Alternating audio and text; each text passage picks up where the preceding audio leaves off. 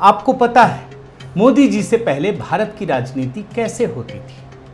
मुस्लिम धर्म के लोगों को किसी तरीके से अपने साथ जोड़ लो, उसके बाद हिंदू धर्म की एक जाति को बस किसी तरीके से साध लो, और उसके बाद जो बहुसंख्यक समाज के जो अनेक जातियां हैं उनको आपस में लड़ा दो, आपकी जीत पक्की हो जाएगी। यही काम कांग्रेस शुरू से करती आ रही है, अलग अलग राज्यों में अलग अलग आंकड़े, और यही काम लालू मुलायम जैसे नेता भी करते थे, और आज के समय में यही काम केजरीवाल भी कर रहे हैं।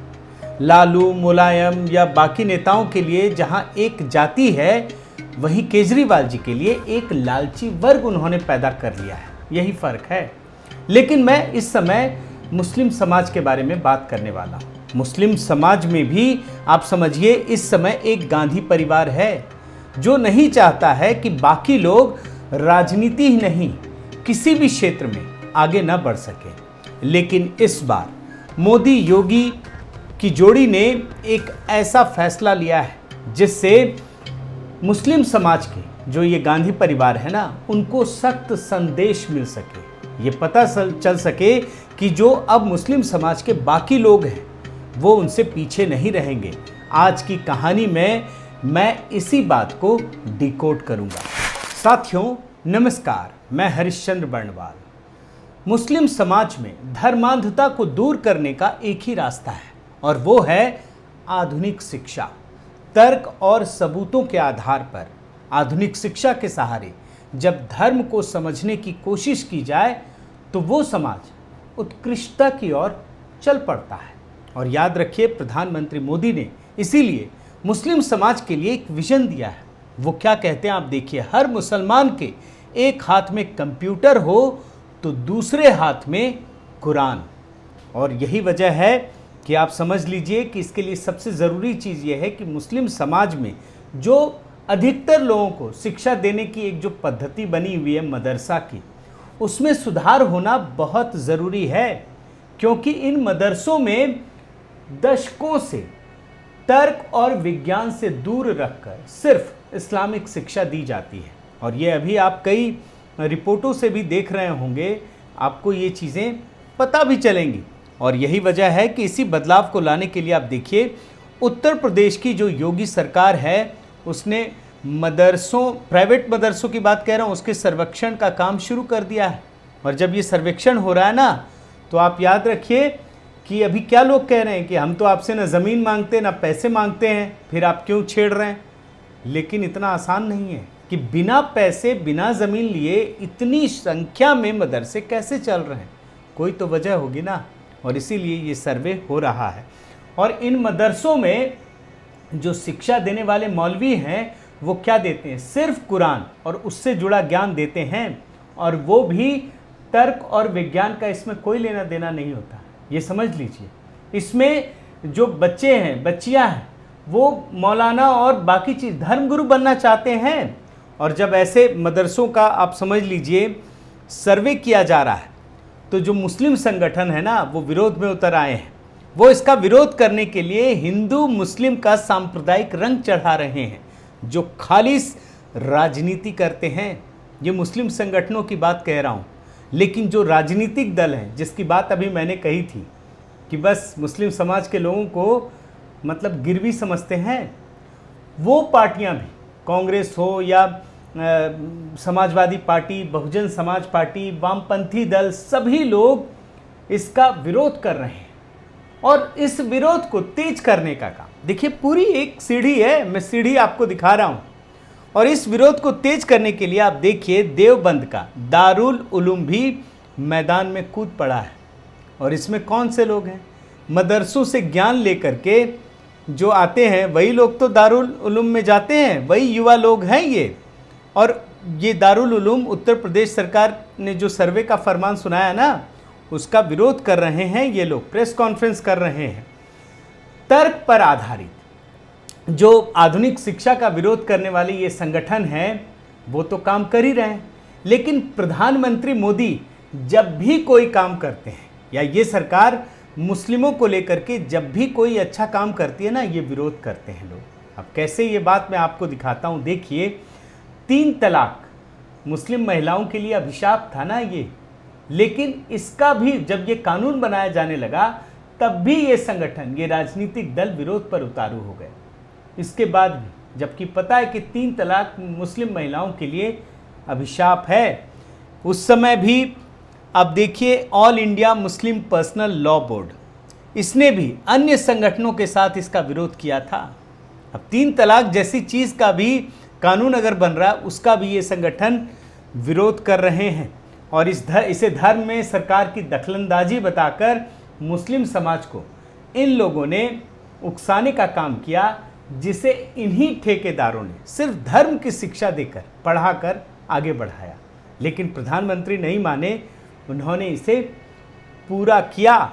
और प्रधानमंत्री ने सिर्फ इतना ही नहीं किया, वो इन कट्टरपंथियों की परवाह नहीं करते हैं, बल्कि उन्होंने इसे आगे बढ़ाते हुए कई प्रोग्रेसिव कदम उठाए।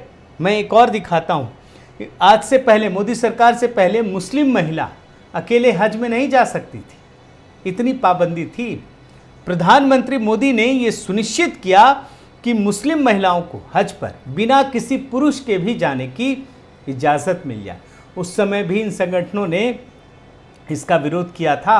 वही मुस्लिम समाज के ठेकेदार और उनके वोटों से सत्ता की ताकत पाने वाले राजनीतिक दल गुस्से में भर आए थे। उन लोगों ने तब भी इसका विरोध किया था और हर जगह, ये भी रिपोर्ट देख लीजिए, हर जगह उन्होंने विरोध किया। अब मैं आपको एक और कानून दिखाता हूँ। मोदी सरकार ने फैसला किया कि महिलाओं की शादी की उम्र पुरुषों के बराबर होनी चाहिए, तभी तो ये बराबरी का जो सिद्धांत है तभी तो पता चलेगा ना। अब देखिए, उस समय भी इस कानून का 18 से 21 साल करने की बात हो रही थी, उस समय भी लोगों ने इसका विरोध किया। कानून में जब संसद में पेश किया गया और आखिरकार यह कानून अभी भी संसद की समिति के विचाराधीन है। ये कानून याद रखिए। महिलाओं की शादी की उम्र बढ़ाने की जब बात हो रही थी ना, तो इसका विरोध करने वाले लोग कौन थे? वही संगठन, वही धर्म के ठेकेदार, वही राजनीतिक दल जो सभी चीज़ों का, सारे प्रोग्रेसिव कानून का या कार्रवाई का विरोध करते हैं। लेकिन प्रधानमंत्री मोदी आज भी मिशन मोड में काम कर रहे हैं। याद रखिए, ये पूरा का पूरा गणित है। अब आप देखिए, सामाजिक बदलाव के लिए एक काम क्या चल रहा है। एक भारत श्रेष्ठ भारत बनाने के इस ऐतिहासिक मिशन में अलग अलग राज्यों की सरकारें यूनिफॉर्म सिविल कोड के लिए कदम उठा रही हैं। और आपको मैंने इस पर तो एक वीडियो भी दिखाया है, जिसमें कई राज्यों की सरकारें इसके लिए कदम उठा चुकी हैं और भाजपा शासित राज्यों में ये सारी चीज़ें हो रही हैं। अब आपके मन में ये सवाल उठता होगा कि आखिर मुस्लिम समाज के लोग या ये जो धर्म के ठेकेदार हैं या फिर राजनीतिक दल इसका विरोध क्यों करते हैं। अब इसकी भी एक दिलचस्प कहानी है। इसी से आपको पता चलेगा कि मुस्लिम समाज का गांधी परिवार कौन है। मुस्लिम समाज में 15% जो लोग हैं ना, वो पढ़ा लिखा है, विकसित तबके से है। हर संगठन, हर पार्टी में इन्हीं की पकड़ है और ये समाज जो है, इसे समाज का अशरफ वर्ग माना जाता है। आप देख लीजिए, यह एलिट क्लास है और ये कौन है? जो अरब और सेंट्रल एशिया से भारत में आकर राज करता रहा, अशरफ वर्ग। बाकी लोग कौन है ये भी आप समझ लीजिए। और 85% मुस्लिम समाज का जो आबादी है वो कौन है? ये अजलफ और अर्जल है। ये मुस्लिम मतलब देश की आबादी का 12% और मुस्लिम समाज का 85%, जिन्हें मुगल काल में हिंदू धर्म से इस्लाम धर्म में परिवर्तित कराया गया। अब इन धर्म परिवर्तित आबादी को पसमानदा मुसलमान भी कहा जाता है, ये भी याद रखिए। ये बहुत गरीब लोग हैं, इनको पढ़ने लिखने का अवसर नहीं मिला। ये जो मदरसे की बात होती है ना, इसमें अधिकतर लोग यही हैं, पसमानदा समाज के लोग हैं। इन्हें कभी भी अशरफ वर्ग आगे नहीं बढ़ने देता और समाज में दबा कर ही रखता है। अब पसमानदा समाज के लोगों को अगर ताकत मिलेगी, वो आगे बढ़ेंगे, तो अशरफ वर्ग भला कैसे इसे देखता रहेगा। और इसी वजह से जो इनका वर्चस्व खत्म हो रहा है ना, इसी वजह से ये एक चुनौती के रूप में देखते हैं। जितने भी कदम उठाए जा रहे हैं उसे चुनौती के रूप में देखते हैं। अब मैं आपको एक और आंकड़ा दिखाता हूँ। आपको जानकर हैरानी होगी कि आज़ादी के बाद से मुस्लिम समाज से 2019 के लोकसभा चुनाव तक संसद में पहुंचने वाले 400 सांसदों में से, याद रखिए, बहुत ध्यान से सुनिएगा, 400 सांसदों में से 360 मुस्लिम सांसद जो हैं वो अशरफ वर्ग के थे, एलिट क्लास के, और सिर्फ 60 जो सांसद बने वो पसमानदा वर्ग से हैं। मैं आज़ादी से अभी तक की बात बता रहा हूँ, आप ये समझिएगा। मतलब उससे भी एक और हैरान करने वाली बात आपको बताता हूँ कि 2011 की जनगणना के अनुसार भारत में 14.2% मुस्लिम आबादी में 2.1% अशरफ वर्ग की आबादी है और 12.1% पसमानदा मुसलमानों की है। अब मैंने आपको समझ में आया कि मैंने गांधी परिवार किसे कहा। मतलब मुस्लिम समाज में भी एक विशेष वर्ग है जो बड़ी ताकत रखता है, वही राज करना चाहता है। हर क्षेत्र में, हर पार्टी में, हर संगठन में उन्हीं का सिक्का चलता है और वही मुस्लिम समाज का गांधी वर्ग है। और इसी की शख्सियत को बराबर करने के लिए, जो गरीब तबका उसको ऊपर उठाने के लिए, उसे अधिकार देने के लिए मोदी योगी सरकार काम कर रही है।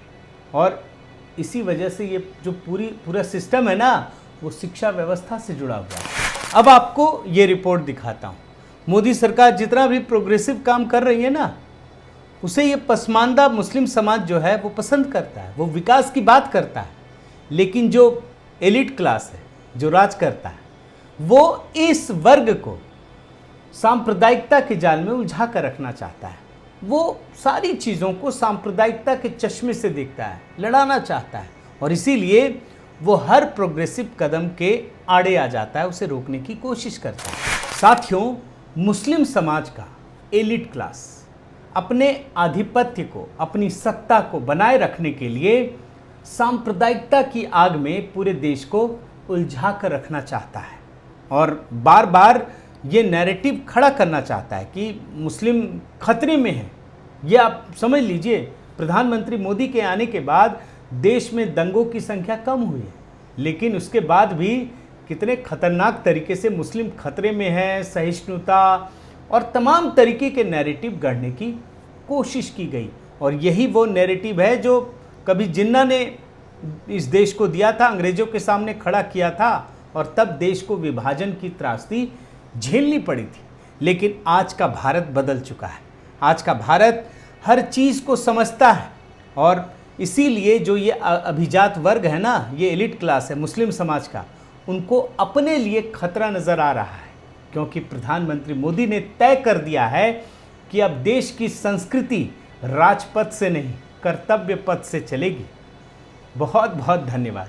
आपसे निवेदन है दोस्तों कि आप मेरे इस चैनल को ज़रूर सब्सक्राइब कीजिए, लाइक कीजिए, शेयर कीजिए, कमेंट कीजिए और इस बेल आइकन को प्रेस करना मत भूलिएगा। नमस्कार।